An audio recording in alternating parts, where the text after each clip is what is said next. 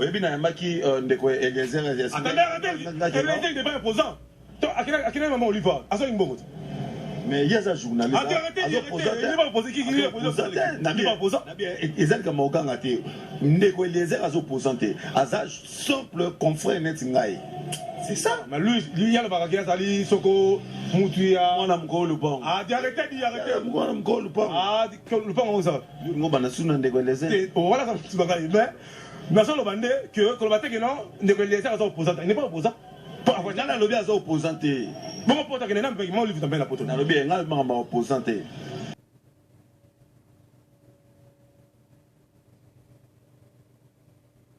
Ce qui est là, aux soins, lobby, au Kolukakolia. Ce qui lobby aux yeux, millions, au bandit Kolukailo comme sous. Ce qui aux yeux, l'okoana, wana eza nature, nzambe qui est là, bisoboye. Alors, Moutumoko a changé en gros. Merci. Merci beaucoup, Maman Olive Mbote. Et à l'occasion, Nazati, Nalukaka Yango, je crois que d'abord, on a une minorité. Je suis pas entre les femmes, on peut s'en mangonga. Et en plus, c'est la liboso, on a na Maman Olive pour que natuna ye moi, mitunanda mundambo tozanango.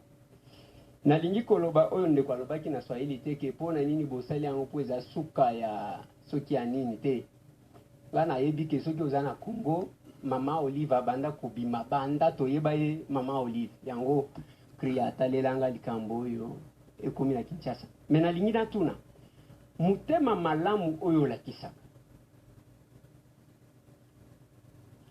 eza ya mbotama Ozo salango parce que oza mwasi ya mokonzi ozo salango to ozo salango pona oza chrétien mutema malamu wana euta wapi na kati wana na lingina kotsaka mwa ndenge na kotsaka mwa muke mutema ngo ya malamu wana mobali na yo pe azalaka nango tote et puis mobali na yo oza fiché chrétien mobali na yo asambelaka wapi. Merci beaucoup. Merci. Ndeko Eliezer, merci pour oza Congolais, lokola ba Congolais nyonso. Pe tango mususu eko surprendre yo que olobi ke oputa na cannabis à maintes reprises maintenant nos occasion oyo te. Tango mususu eko surprendre yo lelo ke ndenge nino ye kokutana na biso fara boye sans pour autant que oluka yango ngai mutu nasengaki oya pona landaka ba émission oyo salaka pona ko répondre na question na yo ya liboso na lopoto balobaka on ne force pas la nature. Na banzete nzambe tango akelaka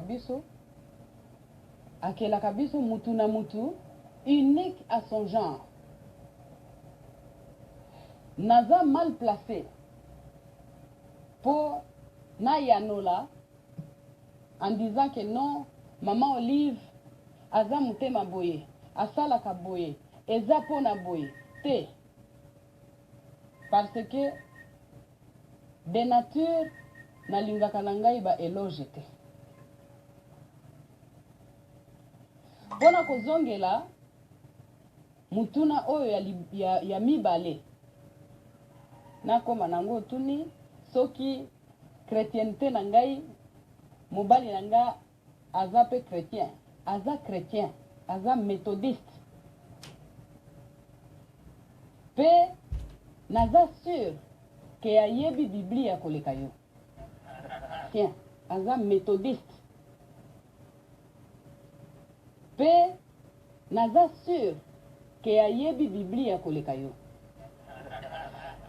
parce que na lopoto pe balobaka qui se ressemble s'assemble mutuna oyo ya mibale nakoma nango tuni soki chrétienté na ngai mobali na nga aza pe chrétien aza méthodiste pe naza sûr ke ayebi Biblia ya koleka yo parce que na lopoto pe balobaka qui se ressemble s'assemble. Je ne pense pas que soki mutema na ye ekokanaka ata muke te nao ya ngai tolingaki toyokana te. Soki omoni mwasi na mobali bafandi baumeli po lelo oyo nakoki komikumisa koloba ke soki okuti biso na mobali na ngai okokanisa ke toyebanaki lobi tokutanaki lobi po degre wana ya boyokani na biso ya bolingo oyo eza kati na biso oyo tozo sopa pe na ramification awa na se eza se kaka na place wana oyo ya mukolo ya liboso tokutanaka na ye. Projet, les projets les plus combattus, projet à Kosa, la chaîne à télévision, Oyo, Nalobaki Nabino que Atana Batumi Balé, nous allons réaliser ces projets. Au moins pour Naba Oyo Bazomona que c'est donner une arme à celui qui considère comme combattant. Parce qu'au quotidien, Moutouté na front, sans casa la Nabibundeli. Lelo na Kinshasa, pour Naba Oyo Bayaka Kinshasa, Baebi, combien de fois tozo tambolaka, on n'est pas accepté na ba chaîne de télévision. Totikali toko lega na chaîne moko, Baraka Télévision et honorable Serge Kaimbe. Wanango des fois, moins difficultés zali par rapport à aspect technique. Mais yango nazali ko rappeler, numéro ya compte auto chati, liboso ezaki na moi erreur moko parce que chiffre moko ezangaki yango bomoni ezalaki kolekate. Oui, bien, il y a ndeko Eliezer. Attendez, il n'est pas imposant. À quel moment on lui va? À ça, il me mais il y a un journaliste. Arrêtez, il n'est pas opposé. Qui est opposant? Il n'est pas opposant. Ils ont comme Oganga, ndeko Eliezer a opposanté. Aza simple confrère Netingaï. C'est ça. Mais lui, il y a le barakia, Sali, Soko, Moutouya. On a m'golo le bon. Ah, arrêtez, On a m'golo. Kola la kola mukaiza petite. Nabanzi to banda kina na show bozwa ba élément pour to kota na matière parce que nazala pe pédagogue.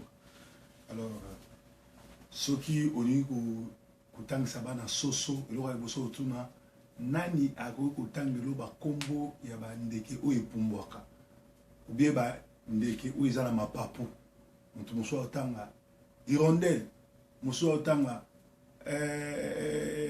l'aigle, nous autant les coqs. Ah, aujourd'hui nous allons étudier les coqs.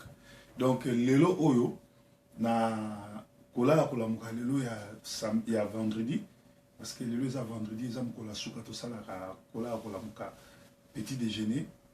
Toujours que nous lobela bino ndenge nini opposition na batu ya majorité bazondo mwana pe ndenge nini basombi batu belé na kati na biso. Bato belé basombi bango baza ba corrompi baza bato un peu perdé mais baza ba langage mibale ba yokani eza ndenge mo na politique ndenge mo pe na bonzambe zo salam lundi na kolobela bino survie ya Tony Silas ba aventure na ye na pourquoi alekisi témoignage ya Jean Aminata muto auti ko ya l'église le même jour ba pesi olé ba vendre se ba té ça on ba délivrer le même jour, Moutazongi, pour Azajan Aminata, va passer un micro à témoigner. Entre-temps, Azan a un démon, Azan envoûté. Alors, lundi, dans le Sabino, Bouzo, sataniste. Soromoni pasteur, Azoba, Satan, Moussala, la pasteur, Aza solo pour dénoncer le mal. Mais il faut attendre sa bonne zambé. Mais Soromoni Mikolo Kaka, Ndeni Satan, Sala, Ndeni Bo, Azola Sabino, Sali Azola Sabino, azo te abino makambo yemuka yebi o yemuka sala donc na otali sabino ndenge moko pe lelo na kati ya politique bande ko belé ba journaliste ba nini ba chroniqueur baza na biso te mbongo etiami ebele je crois Zakaria Salobango ba sombi ba biso ba o ba proposer biso ba benga biso mais to boy to yebisi bango mbongo oyo to kozwaka salaire musala to salaire ba futa biso te mais mukolo Congo yozala ya kosikolama sorry nde tokozwa lifuta na biso. Alors bato ebele bokanisa peut-être prouver balukaka ba problème prouver balinga ngana sepela kana ndeko Eliezer ne bandela musana ye na interview ye même na janvier 2015 oyo ba congolais ba maili banda mais à force à kotarwaye na ye à force à kolanda ye à force à mona makambo na lingina informer mino que Eliezer azali collabo Eliezer azali citoyen congolais mais corrompu. Eliezer azana bisoté. Pacho RFI auto bango bien que Eliezer azali mutu ya PPRD pe alobi bien que Olive ayambaka ye pe bomoni yango ye na Olive pe alobi que Olive mutafute la getike. Olala kola muka ezali habitude bo limbisa bo limbisi vraiment. Allô, Naza en pleine émission. Allô. Naza en pleine émission. Si ça n'a bien eu. Aujourd'hui déjà. Si ça n'a bien eu. Merci. Alors, donc, Mokili. Eza lelo ya kufungwa. Mokili eza susutu ndenga ezaki akala. Ba émission toujours fongola. Bino pobo yeba. Eliezer. Aye poto na ba visa muto asali yango eza mwasi Olive sikoyo ezalaki réunion ya ba politicien ezaki ya opposition sikoyo soki Eliezer ayaki na Genval na Belgique ayaki lokola collabo ayaki lokola infiltré to ayaki lokola nini sikoyo Eliezer akutanaka na mwasi ya président akutanaka na ba konzi wana nyonso tu asala ba émission presque na ba konzi nyonso tu ya Congo. Si vous avez azali opposant place ni. Yo yebisanga ke azan opposition alingaka Congo pour critiquer ba yo kana ndengwana. Même l'opposition caméra ye bomoni combien d'années to cria que caméra azana bisoté caméra azana bisoté. Batika ya critiquer batika ya loba même mabe ya batunso pour a effacer ba trace pour tia bino na doute na sima a détruire kondima na bino pe a gagner bino. Atia bino confusion na mutu ndenge mo Eliezer azo senga bato mbongo azo sa chaîne à télévision Eliezer azana tina mbongo te parce que aza déjà na bato na mbongo o ba financer même voyage na ye o ba sala nyo surtout makambo Eliezer alobaka soka zaki na pouvoir te mbesi bakanga ye Dio Mindonga aza na prison na politique ya Kabila il y a deux choses ou ozana bango ou ozana bango te soko ozana bango bakotika yo sala mo ba déclaration muke pour protéger yo me ba okangaka yo te ndenge moko bomona bakanga jamais Vital Kamerhe malgré critique gouvernement ndenge moko Eliezer ba tiko kanga te Eliezer so botali bien l'air abandaki comme tout congolais ceux qui abandi musala na ya zakana humble azaka honnête mais tango ezui succès a comme orgueilleux a comme on dirait tout ils ont passé sur carassurie boye sanga combien de journalistes na ya internet bazana Kinshasa pona ni ba pona ka Eliezer ba bandaki ko former ba recruter ki azala lokola mutu moko alobaka pona molama Congo apesa ka ben formation côté la bata malamu bat bazo bela bat bana ba problème après ba tindiki na mission ya kolalisa bato pas tu RFI ou tu sabino ke azali na bisoté bo c'est dans la sabino sous preuve mususu ke mutuana azana bisoté botika ko soutenir ye azana tina mbongo na bino te za lokuta ana mbongo oyo PPRD tena kati na ye pour ça la mission pour ça la chaîne à télévision pour ça la news autour wana nangonga oyo batu bazolobela sur makambu ya soulèvement populaire ya ko filmer bino ndako Mobutu pe azo na Guado azo ko sabino ke azana caméra cachée et pourtant tozo mona azo sala interview na bato azo tuna bango. Pourquoi Zoko Sabino qui a na caméra cachée? Pourquoi Zoko Sabino qui a na vélo na moto et pourtant batiaki jeep mobile à disposition na ye? Et puis ndako wano ko ke kota pa pambate soko za na ba soldaté. To landa lisusu ba preuve mususu. Avant to kota na dossier Eliezer nazo yo Sabino susu ba preuve mususu o makamna lobaki sur de quoi moi sur Kenda Marie Misamu qui azala qui vraiment kosalela nzambe te mpe ke nazokonfirme yango au effort akokende lifelo mpo azalaki na nzambe te. Bolanda témoignage ya Zakari azopesa sur carrière na ye ndenge azali kovivre na hypocrisie. Koya baninga ya Marie Misamu nazalaka manager na ye bato bayebi te ke se Marie Misamu azalaka na émission Barza asala bapoème na émission Barza asala basenete na émission Barza tina ngaka comme artiste oyima monene ntango abimaki ntango defa basala émission na pauvre apôtre de Baba. D'abord c'est une grande quinoise qui est décédée entrepreneur qui est musicien dans la Belgique. Ça a 2 concerts. Moi, on a bétara à Paris, nous sommes bétara à Bruxelles, mais tous sont basés à Bruxelles. Na ma soeur Marie Missam, on a 35e anniversaire, il y a soeur Claudia Sassou, na Brazzaville. Ça a fait prestation, il faut qu'on ait peu manzela. Après, on peut Brazzaville par mingi mingi. Na cotisa surtout sur Marie, na film Les habits neufs du gouverneur. Muto à côté Marie na katia film. Ce film ça la succès le lot c'est na liambongo ya sœur Marie en tant que manager 30% na liaka ya caché. Na film on a prestation na yi na katia film Les habits neufs du gouverneur na lia 30% ya caché parce que na négocier pour na ye ba fouti caché na ye abolanga pe 30% na ngai na nenga malamu. La Union des journalistes culturels du Congo, UJCC, on a présent Pepito, c'est pas journaliste. Ils sont secondés par Mami Lela. Tokenda Mbujimai, tout ça, 4 jours dans Mbujimai, c'est son abisso de formation. Grâce au gouverneur Dominique Kankou, on a vu l'abisso Chimley, Foni Chimley, Tokenda Mbujimai, na sœur Marie Missam, on a Jean Goubal. On a un album à Jean Goubal, il y a un limité. Mais la sœur Marie, tu connais Moujima et 4 jours de fond à la main.